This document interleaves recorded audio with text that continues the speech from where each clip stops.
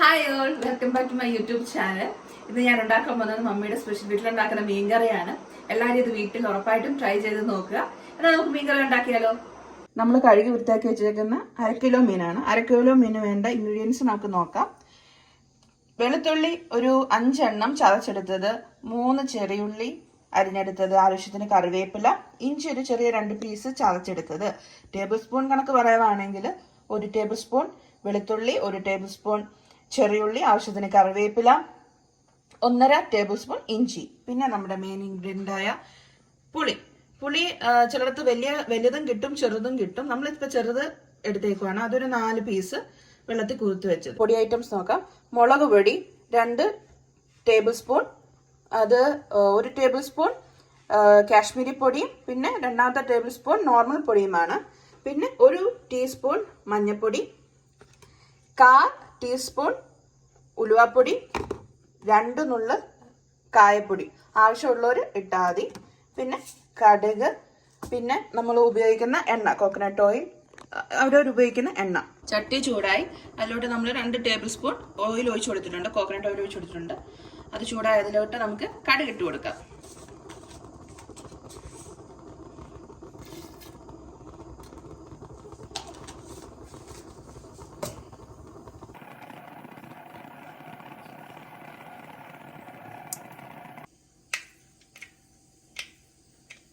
കടുക് പൊട്ടിക്കഴിഞ്ഞ് അതിലേക്ക് നമ്മുടെ ഇഞ്ചിയും വെളുത്തുള്ളിയും ചേർത്ത് കൊടുക്കാം.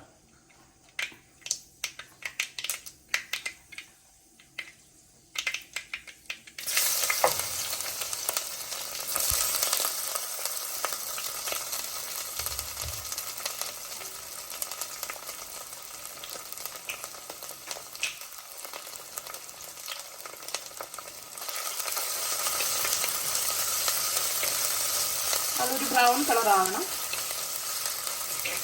ഒന്ന് വാടിക്കഴിഞ്ഞാൽ അതിലോട്ട് നമുക്ക് ഉള്ളിയും കൂടി ഇടാം. എന്നിട്ട് അത് രണ്ടും നല്ലൊരു ബ്രൗൺ കളർ ആവണം.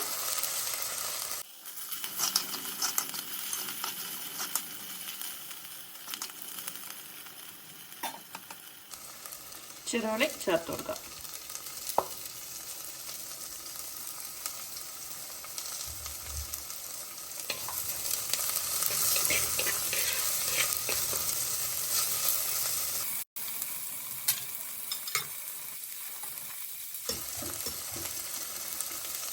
ആവശ്യത്തിനുള്ള ഉപ്പ്, വെള്ളം വേണ്ടിയുള്ള ഉപ്പ് നമുക്ക് ചേർത്ത് കൊടുക്കാം.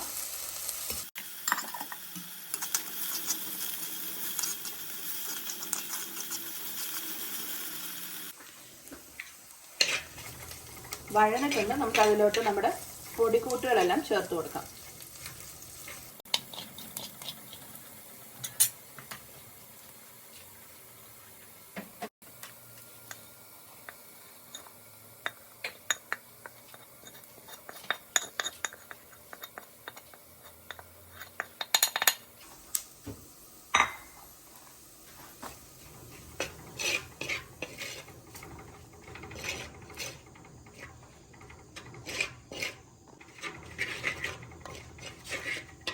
പുളിവെള്ളം ചേർത്ത് കൊടുക്കാം.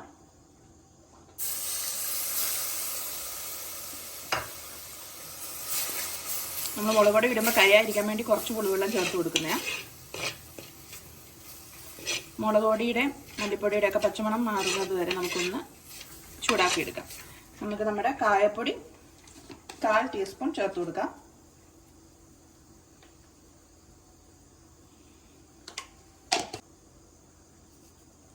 നമുക്ക് കായം ചേർത്ത് കൊടുക്കാം. ഉലുവാപ്പൊടി നമ്മൾ ഇട്ടു, കായം ചേർത്ത് കൊടുക്കാം.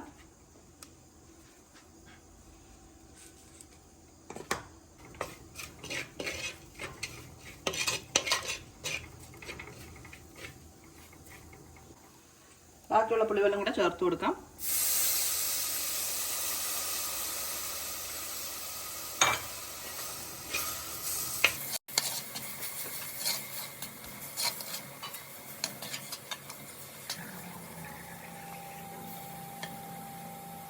പുളിയും ബാക്കി വെള്ളം കൂടെ ചേർത്ത് കൊടുക്കാം.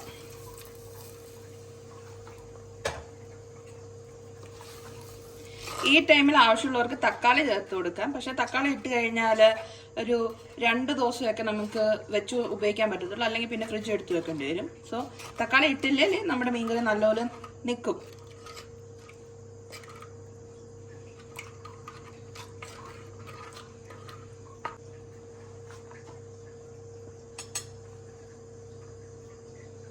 അത് തിളച്ച് ഒന്ന് തിളയ്ക്കുമ്പോൾ നമുക്ക് അതിനകത്തോട്ട് മീൻ ഇട്ട് കൊടുക്കാം. ഒന്ന് തിളച്ചിട്ടുണ്ട്. നമുക്ക് നമ്മുടെ മീൻ ഇട്ട് കൊടുക്കാം. നമ്മുടെ മീൻ മഞ്ഞളും ഉപ്പും എല്ലാം കൂടെ ചേർത്ത് കഴുകി എടുത്ത് വെച്ചേക്കുന്നത്. അപ്പോൾ ഓൾറെഡി മീനെ കുറച്ച് ഉപ്പുണ്ട്. സോ മീനും ചേർത്ത് കഴിഞ്ഞ് നമുക്കൊന്ന് തിളച്ച് കഴിഞ്ഞ് ഉപ്പ് നോക്കാം. ഉപ്പ് കുറവാണെങ്കിൽ ചേർത്ത് കൊടുക്കാം.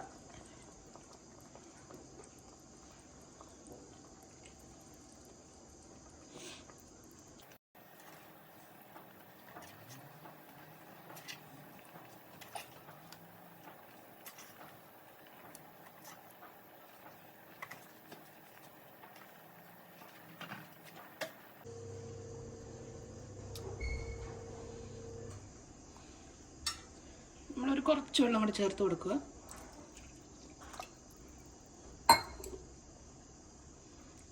ഒന്ന് തിളച്ച് കഴിഞ്ഞ് ഉപ്പ് നോക്കിയിട്ട് ഉപ്പ് വേണമെങ്കിൽ ആഡ് ചെയ്ത് കൊടുക്കാം, ഇല്ലെങ്കിൽ നമുക്ക് തിളപ്പിച്ച് എടുക്കാം.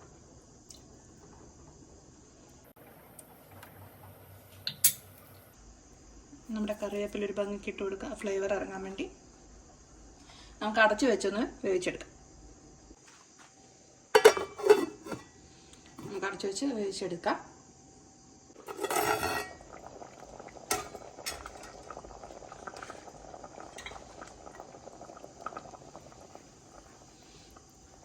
ഒത്തിരി ഇട്ട് ഇളക്കില്ല, കാരണം മീൻ പൊടിഞ്ഞു പോകും. സോ നമ്മളതനുസരിച്ച് വേണം ഇളക്കാൻ. നമ്മളൊരു പൊടിക്ക് ഉപ്പും കൂടി ഇടുകയാണ്.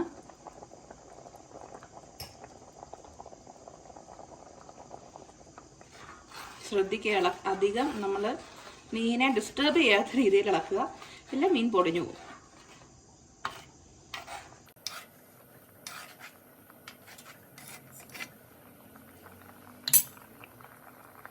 അല്ലെങ്കിൽ നമ്മൾ ചട്ടിയിൽ പിടിക്കാൻ പറ്റുന്ന ചട്ടിയാണെങ്കിൽ ഇതെടുത്ത് നമ്മളൊന്ന് ഇങ്ങനെ ഒന്ന് വട്ടത്തിൽ കറക്കി എടുത്താലും മതി.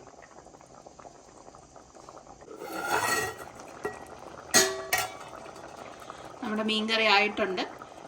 തിളപ്പിക്കുമ്പോൾ ശ്രദ്ധിക്കണം, നമ്മളൊരു മീഡിയം ടു സ്മോൾ ഫ്ലെയിമിലിട്ട് തിളപ്പിക്കാവും. ഒത്തിരി തീയിലിട്ട് തിളപ്പിക്കാതിരിക്കുക. നമ്മുടെ മീൻകറി ആയിട്ടുണ്ട്. നമ്മൾ നിർത്തി ജസ്റ്റ് എണ്ണ ഒന്ന് തൂകി വിടുക.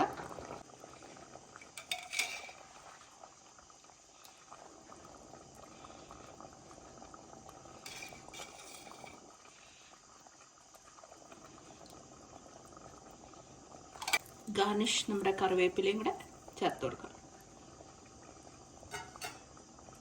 അടച്ചു വെക്കാം. നമുക്ക് സെർവ് ചെയ്യേണ്ട ടൈമിൽ എടുക്കാം.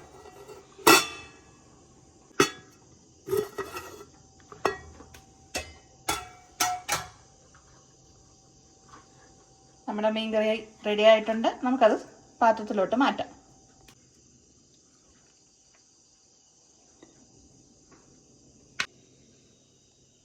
നമ്മുടെ മീൻകറി റെഡി ആയിട്ടുണ്ട്. സോ അടുത്തൊരു വീഡിയോയുമായിട്ട് വരുന്നത് വരെ എല്ലാവർക്കും ബൈ ഫ്രം റിൻസ് ജോ.